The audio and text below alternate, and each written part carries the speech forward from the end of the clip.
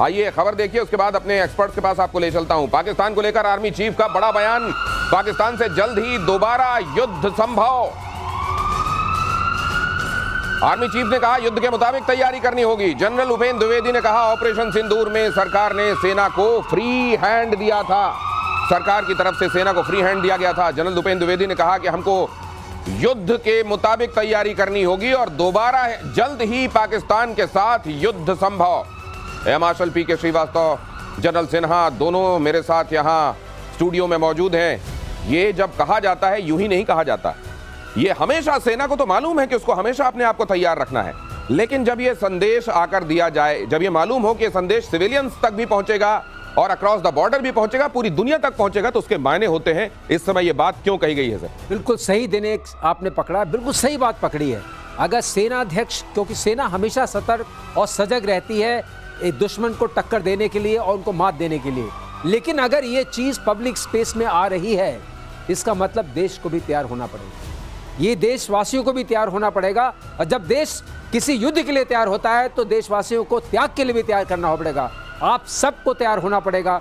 ये चेतावनी आज प्रतिशोध की तरफ से जा रही है कि देखिए जिस तरह के खतरे मंडरा रहे हैं, जिस तरह मुनीर के जगह जगह जाने के चर्चे हो रहे हैं, जो बाद में हम लोग बताएंगे, लेकिन अभी देश को सतर्क रहना पड़ेगा। ये चेतावनी आ गई है सेनाध्यक्ष की तरफ से और ये बहुत बड़ी बात है। केवल सेनाएं युद्ध नहीं लड़ती, पूरा देश युद्ध लड़ता है। हर एक नागरिक अपनी अपनी भूमिका निभाता है अपनी जगह पर रहते हुए, और इसीलिए ये बात महत्वपूर्ण है। सर, कुछ इम्पेंडिंग दिखाई दे रहा है क्या आपको?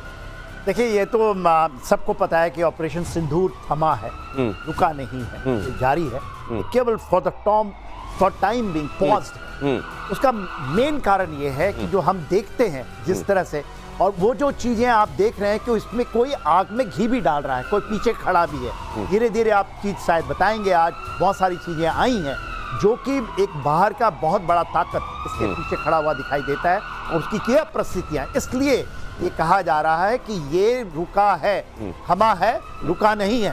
और जो सबसे बड़ी बात सेनाध्यक्ष कहते हैं कि देखिए इस बार ऐसा नहीं कि केवल सेनाएं या मिलिट्री फोर्सेस लड़ेगी, ये पूरा 140 करोड़ को लड़ना पड़ेगा। ये लड़ने की जब बात आती है तो एक बहुत बड़ा तबका है, इसको हम प्रॉक्सी कहते हैं। They are the proxy of the deep state of other countries, जो कि आपके यहाँ पर चैनलों पे भी दिखाई देता है कि नैरेटिव बिल्डिंग में वो कैसे होते हैं। तो एक देश जो हारता है, लूज करता है, वो भी जीतता हुआ दिखाई देता है। तो आपने ये भी देखा कि ये नैरेटिव बिल्डिंग की लड़ाई, ये मनोवैज्ञानिक लड़ाई, ये जो साइकोलॉजिकल लेवल पर वॉर लड़ा जाता है, ये जो बयानबाजियां होती हैं, भारत के नागरिकों को भी पूरी तैयारी रखनी होगी। सर कुछ बोलना चाह रहे हैं आपके पास? ये खबर बताने के फौरन बाद अमेरिका की धरती से मुनीर की भारत को एटमी जंग की कीचड़ भपकी। अमेरिका की धरती में बैठे हुए ऐसा लग रहा है कि अचानक पीठ में किसी का हाथ पाकर अपने आप को गफलत में लेकर आ गए असीम मुनीर।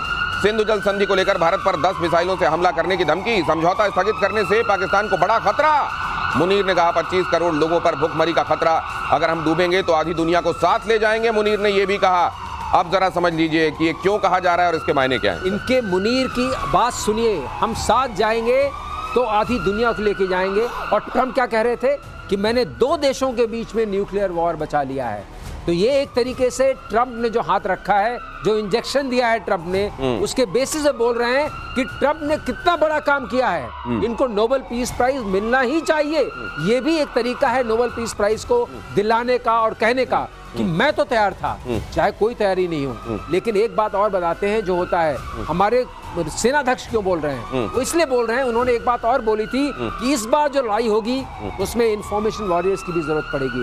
जो नैरेटिव बिल्डअप की बात हुई थी उसमें स्कॉलर वॉरियर्स की भी जरूरत पड़ेगी। जो बात हुई थी टेक्नोलॉजी की, और उसमें जरूरत पड़ेगी हमारे साइंटिस्ट वॉरियर्स की भी। ये सारे के सारे जो है सबको जुटना पड़ेगा। और देखो कि खतरा, अगर ये पीछे से वो हाथ पड़ रहा है तो आपको उस खतरे के लिए भी तैयार रहना पड़ेगा। तो मुझे ये लग रहा है कि अचानक हाथ लगा और अचानक एक पपेट की तरह वो शुरू हो गए, या कहीं ऐसा तो नहीं है जनरल सिन्हा, मेरा एप्रीहेंशन तो दूसरा है कि लाइनें लिखकर तो नहीं दी गई या ये जाओ और बोल दो।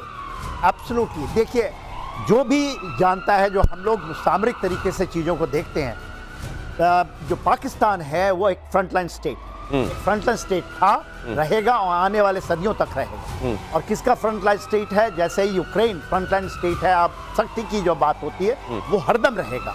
देखिए, चीजें जो हुई है हमने इसको ये समझ लिया कि शायद पाकिस्तान समझ जाए, कभी भी समझ जाए, मगर वो समझने वाला नहीं। पाकिस्तान समझने वाला सबसे बड़ी जो चीज मैं बताना चाहता हूँ वो सेंटकॉम के, आपको पता है जो जनरल कोलेरा है, वो जो अभी जिनकी रिटायरमेंट हुई है, उन्होंने कहा था कि is unprecedented, he is our partner. ये उन्होंने ये बात कही थी, ये बात, और ये बात ये कही गई क्योंकि आउट ऑफ नाटो यदि कोई सबसे बड़ा है पूरे विश्व में तो वो अमेरिका का पार्टनर पाकिस्तान है। और इस पाकिस्तान को आप भूलिए नहीं। जब हम वहां से अफगानिस्तान से निकले तो बहुत सारे एसेट पाकिस्तान में आए हैं जो कि अमेरिकन ट्रुप्स उसको देख रहे हैं। ये बड़ी बात, दुनिया को पता नहीं है। ये बड़ी बात है। नेटो के बाहर अपने सबसे बड़े पार्टनर के तौर पर पाकिस्तान का तस्वुर, वो पाकिस्तान जो चाइना के साथ भी है। क्या आप इस तरीके के ये भरोसा आपको भी मालूम है कि आप जिस पर भरोसा कर रहे हैं वो भरोसे का भा भी उसको छू कर नहीं गया है, और बहुत जल्दी ये भा का भ्रम भी आपका टूटेगा। और मुनीर की एटमी धमकी पर भारत का पलटवार देखिए। एटमी हथियार लहराना पाकिस्तान की पुरानी आदत। मिनिस्ट्री ऑफ एक्सटर्नल अफेयर्स ने कहा न्यूक्लियर ब्लैकमेल के आगे झुकेगा नहीं भारत, हमें अपनी सुरक्षा करना आता है। किसी मित्र देश की धरती से की गई टिप्पणी खेदजनक है। मिनिस्ट्री ऑफ एक्सटर्नल अफेयर्स ने यह भी बहुत स्पष्ट तरीके से बता दिया कि मित्र देश की धरती पर खड़े होकर यह बयान हमें कष्ट पहुंचा रहा है। और हम ये देखकर हैरान हैं कि वो अमेरिका जो 9/11 के बाद पूरे तरीके से यह लग रहा था कि अब सच्चाई को समझ चुका है, क्या एक बार फिर से गफलत की दुनिया में आ गया है? और क्या फिर से उसको एक तगड़ी चोट के बगैर उसकी आंखें खुलेंगी नहीं सर? बिल्कुल आपने ठीक कहा। ये कौन सा अमेरिका है जिसको हम देख रहे हैं? और ये पिछले 6-8 महीनों में ट्रंप के एडमिनिस्ट्रेशन में ही हुआ है, जो अपने आप में सबको अचंभित कर रहा है। ना चाहे वो एलाइज हो, चाहे यूरोपियन कंट्रीज हो, जापानीज हो, साउथ कोरियंस हो, सब अचंभित हैं। ये किस तरह का अमेरिका और इस तरह का बयान मित्र देश से आना वाकई बहुत दुख की, और जैसे कहते हैं ना, आपको बहुत कष्ट पहुंचाता है। लेकिन भारत को ये समझ के चलना पड़ेगा, जो भारत ने समझा कि आप अपनी सोवरेनिटी की रक्षा करने के लिए अकेले हैं, इस युद्ध को आपको अकेले लड़ना पड़ेगा। और इसीलिए सारे देशवासियों को सजग किया जा रहा है कि देखिए ये युद्ध आपका है, ये सोवरेनिटी आपकी है, इसके लिए आपको ही लड़ना पड़ेगा और आपको लड़ने के लिए तैयार रहना चाहिए। लेकिन एक चीज़ और है, इसी में इन्होंने कहा था कि हम जो हैं वो वहाँ जाके जो ये खाने खाई, मैं नहीं सोचता हूँ ये इनका वक्तव्य है दिनेश। पहली बात तो मैं आपको बता दूं, ये लिखी हुई कहानी है, ये लिखी हुई कहानी है, ये स्क्रिप्टेड है। ये ऐसा लग रहा है चाबी भर के गुड्डे को छोड़ दिया गया है, और ये जो गुड्डा है ये वो भाषा बोल रहा है जो ट्रंप शायद मैनिपुलेट करना चाहते हैं, मनूवर करना चाहते हैं। इस तरीके से भारत के ऊपर टैरिफ लगाया, भारत ने कहा हम नहीं झुकेंगे। भारत के साथ आर्म ट्विस्टिंग के साथ डील करनी चाहिए, भारत ने कहा हम नहीं करेंगे। भारत अमेरिका के सामने किसी भी चीज में झुक नहीं रहा है। वो सिंधु जल संधि जो भारत ने केवल इसलिए रोकी है क्योंकि उधर से लगातार एक्ट ऑफ टेरर चल रहे हैं, और वो सिंधु जल संधि जो एक खास समय की गई थी और उसको एनीवेज रिव्यू किया जाना था, उसको लेकर अगर ये कहा जा रहा है और ये धमकी दी जा रही है तो निश्चित रूप से ये असल में इंटिमिडेट किया जा रहा है अमेरिका के जरिए, एक बार फिर इनडायरेक्टली। अगली खबर देखिए, अमेरिका में पाकिस्तान आर्मी चीफ मुनीर का कश्मीर वाला राग भी एक बार फिर कश्मीर को पाकिस्तान के गले की नस बताया। भारत का आंतरिक मसला नहीं है कश्मीर, मुनीर ने कहा, संयुक्त राष्ट्र में कश्मीर मसला है। मुनीर ने कहा, पहलगाम अटैक से पहले भी मुनीर ने ऐसा ही बयान दिया था, जुगलर वेन वाली बात कही थी, और उसके बाद पहलगाम अटैक आपने देखा था।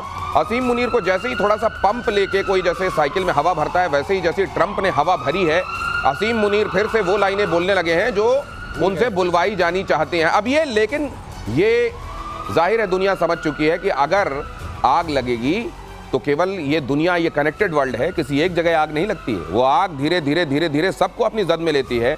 इस समय ये जो कर रहे हैं असीम मुनीर, क्या ये समझा जाए कि असीम मुनीर तो खैर उनको लेके कभी डाउट नहीं था, लेकिन तकलीफ इस बात की हो रही है कि उनको चाबी भरी जा रही है और उनके जरिए वो कराया जाए जो भारत की सॉवरेनिटी के खिलाफ है। क्या आप आने वाले दिनों में ये संबंध भारत अमेरिका के और तल्ख होते हुए देखते हैं? देखिए दिनेश, ये चीज को आप लेके चलिए कि ट्रंप पहले नहीं मानते, पहले टर्म में वो नहीं मानते थे कि पाकिस्तान वो स्टेट है जो हमारे बातों में चीजों करता है। देखिए, पाकिस्तान ही एक फ्रंटलाइन स्टेट है जो यूएसएसआर को तोड़ने में काम किया था, और अफगानिस्तान के उन्होंने एक ही जगह स्ट्रेटेजिक विक्ट्री की है जब यूएसएसआर को 1991 में तोड़ा था, 89 से लेकर 3 साल तक, और पाकिस्तान उसका मेन प्लेयर था। और उनको ये भरोसा हो रहा है कि चाइना को यदि तोड़ना है, भारत को तोड़ना है, क्योंकि भारत भी, आप ये ना समझिए कि भारत कोई बड़ा दोस्त बन गया है।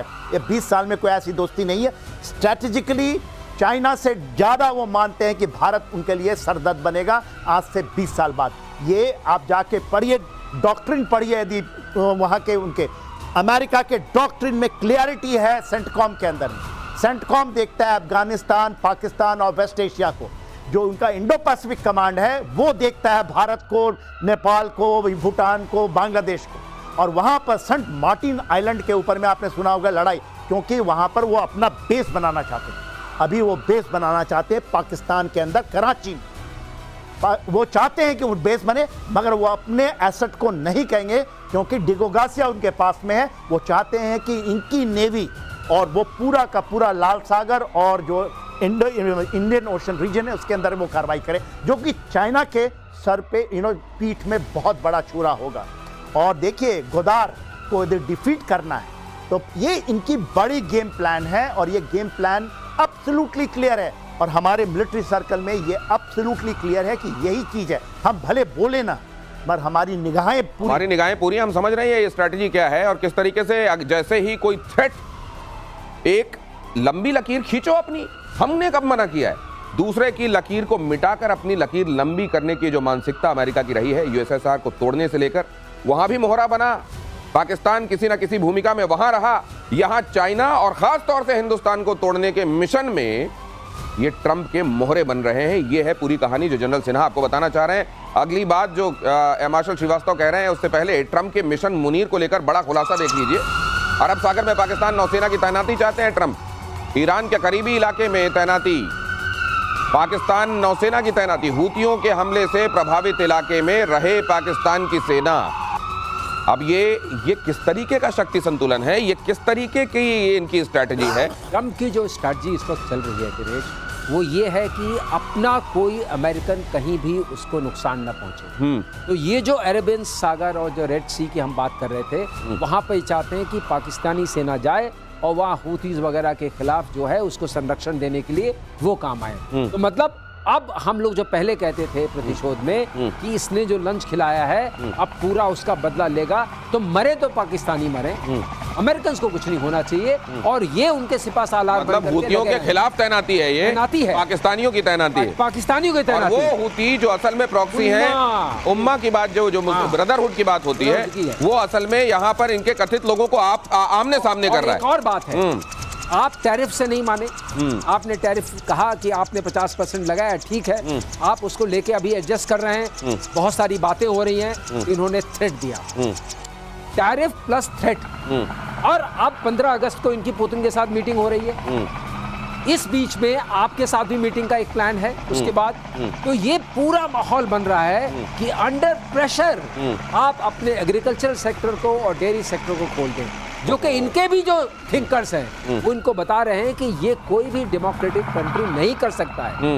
आप बुला सकते हैं, ट्रंप के सलाहकार भी कह रहे हैं कि ऐसा धंधा मत कीजिए, इतने बड़े धंधेबाज मत बनिए, कोई भी देश अपना नुकसान करने के साथ आपके साथ ये डील नहीं करेगा। भारत ने स्पष्ट कर दिया है, प्रधानमंत्री मोदी ने तो ये स्पष्ट कह दिया है कि हमारे किसानों का नुकसान किसी भी कीमत में हम होने नहीं देंगे। उन्होंने ये तक कहा कि अगर इसकी व्यक्तिगत कीमत मुझे चुकानी पड़ती है तो मैं इसके लिए तैयार हूं।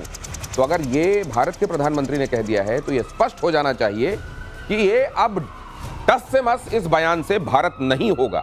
ये बेशक टीटीटी, ट्रंप, टैरिफ और थ्रेट चल रहा है, लेकिन भारत के पास इसके भी तरीके हैं। अगली खबर देखिए, अरब सागर में भारतीय नौसेना का युद्धाभ्यास, भारत ने ड्रिल के लिए नो टाइम जारी किया।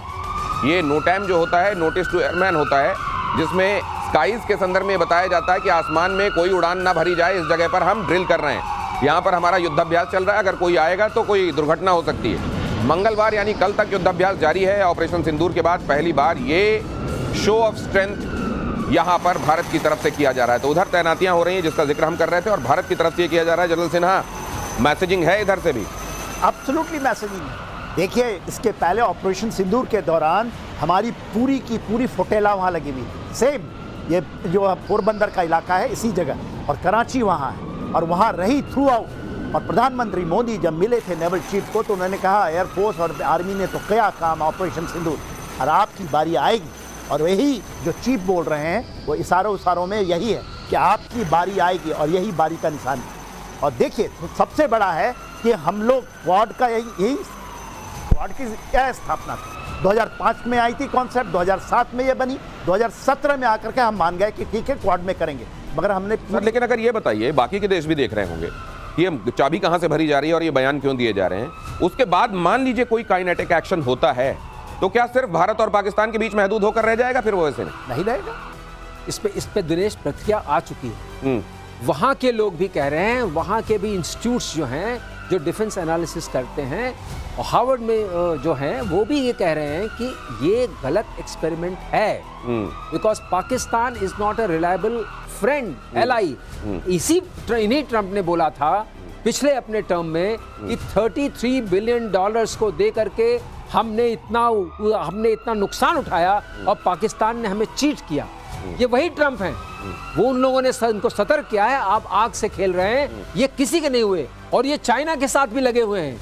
और बात ये जरूर है, उनका जो डॉक्ट्रिन है, जो सिक्योरिटी डॉक्ट्रिन है, उसमें अभी भी चाइना मेन एडवर्सरी है, और ये मैच करता है जो थिसुडिडस कॉम्प्लेक्स होता है, उसमें ये हमेशा थिसुडिडस थ्योरी ये होती है कि एस्टैब्लिश पावर है और दूसरी पावर अगर उसके आसपास आने लगती है तो युद्ध को माना जाता है कि ये तो होना ही है, क्योंकि वो उसकी अथॉरिटी को चैलेंज करती है।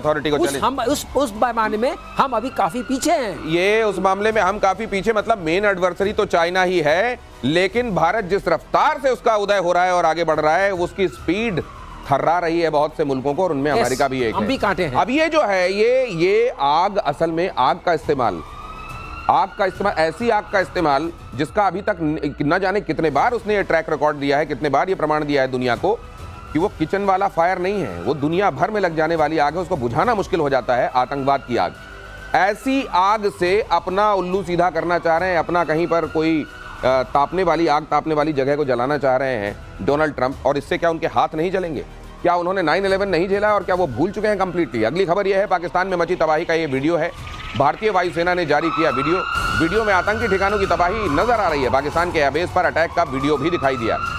भारत ऑपरेशन सिंदूर में कितना तगड़ा झटका दे चुका है पाकिस्तान को, ये तो असल में बहुत सारी बातें आज तक खुलती जा रही हैं। अभी भी आपको नए नए रहस्य पता चल रहे हैं, मतलब कितने दिन हो रहे हैं, 3 महीने हो रहे हैं, उसके बावजूद आप बहुत सारी नई नई चीजें जान रहे हैं। और उस रात जब ये हो रहा था 6 और 7 की दरमियानी रात में बहुत सारी खबरें हमने आपको बताई थी, और उस समय लोगों ने ये कहा कि ऑफिशियली तो ये कंफर्म हुआ नहीं है।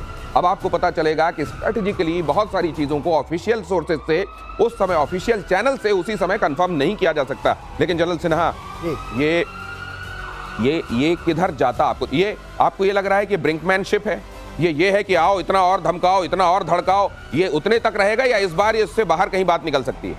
देखिए, जो आप पूछ रहे हैं कि देखिए ये तो बाहर निकले, क्योंकि बहुत सारी चीजें वर्ल्ड में चल रही हैं, world is at war, please समझ के देखिए। और ये जो आपका RIC का कॉन्सेप्ट आ रहा है, क्योंकि अमेरिका इंडिया को फ्रंटलाइन स्टेट की तरह यूज करना चाहता था अगेंस्ट चाइना, इंडिया ने पूरी तरह से नकार दिया, पूरी तरह से। You can't use it, we are not Pakistan, we are not Ukraine, ये चाहता था। जब वो डिफीट हुआ, इवन क्वाड के अंदर में उनको भी ये मैसेज मिल गया है कि Quad is not a security congregation of 4, it a Quad. और प्रधानमंत्री जापान जा रहे हैं चाइना से जाने से पहले। कुछ आपको मैं इशारा देता हूं, कुछ वहां भी हो रहा है, वो भी परेशान है, चाहे वो टैरिफ के अंदर में, चाहे में जो उनका एक कहते थे, जो कहा जाता था पैसिफिकेशन ऑफ जापान, वो भी छोड़ना चाहते हैं। तो देखिए, आज आप बहुत बड़ी बात कह रहे हैं कि वैसे ही दुनिया कई जगहों पर सुलग रही है, और अगर इस तरह की स्थिति बन गई, अमेरिका ये जो कर रहा है अपना उल्लू सीधा करने के लिए, अगर उसने ये एडवेंचरिज्म किया तो ये फिर बहुत सारे देश इसकी जद में आ जाएंगे, और एक जगह पर सीमित ये नहीं रहेगा, फिर ये केवल इंडो पाकिस्तान नहीं होगा। क्या सर, अभी तक आर्मी और हमारे जो जिम्मेदार जगहों पर बैठे हुए लोग हैं वो ये तो नहीं कह रहे हैं, लेकिन क्या सर आपको भी अंदेशा है? अंदेशा बिल्कुल है। एक बात मैं बता दूं, ये अमेरिका की सोच नहीं, क्योंकि अमेरिका की सोच मानी जाएगी वहाँ की पब्लिक की, वहाँ के थिंकर्स की, वहाँ के इंस्टीट्यूशंस की, ये उनकी सोच नहीं है, ये सिर्फ प्रेसिडेंट ट्रंप की सोच है। और एक बात ध्यान रखिए, प्रेसिडेंट ट्रंप अपने पिछले कार्यकाल में 2 बार इम्पीच हो चुके हैं, यही 3 प्रेसिडेंट्स इम्पीच हुए हैं सिर्फ, ये पहले प्रेसिडेंट हैं जो पहले कार्यकाल में 2 बार इम्पीच हुए हैं। और बाकी 2 का तो आप जानते हैं किस बात के लिए हुआ था, निक्सन गेट के लिए हुआ था, और अपने बिल क्लिंटन का तो उनका किस्सा मालूम है। यही एक ऐसे प्रेसिडेंट हैं जो 2 बार इम्पीच हुए। ये कहने का मतलब समझ लीजिए, ये नहीं है कि अमेरिका की सोच है। वास्तव सर जो बता रहे हैं वो ये बता रहे हैं कि अगर आपको अपने लोगों का भरोसा हासिल होता तो 2 बार आपके खिलाफ महाभियोग क्यों आता? अमेरिका के इतिहास में 3 ही बार ऐसा हुआ है और पहले ही टर्म में ट्रंप के साथ 2 बार इंपीचमेंट, 2 बार महाभियोग आना, यह बताता है कि वहां के लोगों का बहुत ज्यादा एतबार नहीं है। लेकिन उसके बावजूद पहले वाले में अगर इंपीचमेंट की नौबत आई थी, तो इस बार तो ये किसी के सगे नहीं लग रहे हैं। एलन मस्क, जिन्होंने उनको इस बार फिर से प्रेसिडेंट बनाने में भूमिका निभाई, देखिए उनको दूध की मक्खी की तरह निकाल कर फेंक दिया है, और हर दिन उनके खिलाफ बयान आप सुन ही रहे हैं। पूरी दुनिया को चाबुक के जरिए टैकल करना चाहते हैं, दादागिरी दिखाना चाहते हैं ट्रंप। वो टर्म जिसमें लोगों को अपने लेगेसी की चिंता होती है कि अब मैं जाऊं तो लोग मुझे याद करें, क्योंकि ना तो उम्र के लिहाज से और ना पद के लिहाज से अब आगे बहुत ज्यादा कुछ दिखाई दे रहा है। ऐसे में लोग याद करें, लोगों को यह चिंता रहती है। मुझे लगता है ये भी यही करके जा रहे हैं कि लोग याद करेंगे कि एक ट्रंप थे। देखिए, ट्रंप की अपनी एम्बिशन तो है ही है कि हमको हम आपको नोबेल प्राइज मिल जाए, हम ये हो जाएं, वो हो जाएं।